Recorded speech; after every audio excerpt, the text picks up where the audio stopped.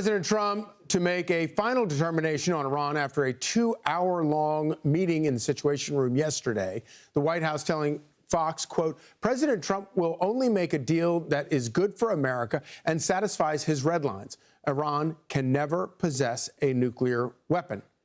Fox News contributor Dan Hoffman is a former CIA station chief who served in Moscow, Iraq, and Pakistan, and he joins us now. Great to see you this morning, Dan. Thanks for coming on. Thanks. So tell us, what do you, and obviously I know that you don't know everything you once knew that was going on behind the scenes, but tell us what you think our intel services are telling President Trump right now about what's going on behind the scenes in Iran.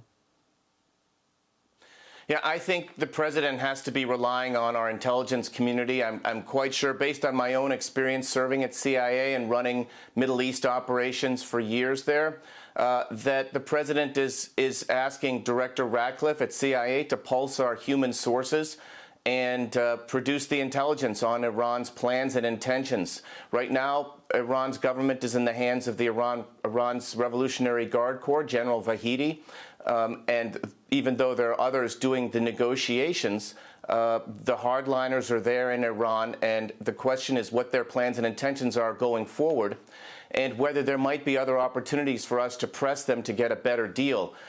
Look, we have 3 points of really strong leverage here. We've got the sanctions, we've got a blockade, and we've got the threat to resume military strikes. And we want to be careful about reducing any of that leverage until we get the deal that we want. I think the president is right to take a pause here. This is an extraordinarily consequential period right now in our engagement with Iran. So there's been a lot of talk about whether or not a final agreement on what President Trump calls the nuclear dust is included in the initial agreement or not. How do you see, what is the smartest way to address that? Is it, can you make a preliminary deal without settling that issue? Can you wait to settle that issue after you've made a preliminary peace deal? So I think what we have to be careful about is if we were to remove the blockade or give Iran even a little bit of sanctions relief only to get them to the negotiating table, I'm not so sure that's the right move. Iran would try to drag things out and reap the benefits, economic benefits, and we know they're going to use that money not for reconstruction inside Iran, except for their weapons of mass destruction, for sure. Right. But they're not going to do it to help the population. They're going to do it to supply material support to their proxy terrorists in the region. And so I think what we might want to do is ensure that we get that highly enriched uranium out of the country. We discuss all the uranium that's been enriched just to 3.67% as well, because that can be enriched to higher levels. We need to deal with that. We need to deal with Iran's ballistic missiles and drones. All of the things that the JCPOA failed to address, right, and all the reasons why the president rightly withdrew from that bad agreement that the Senate, including Democrats, would never ratify.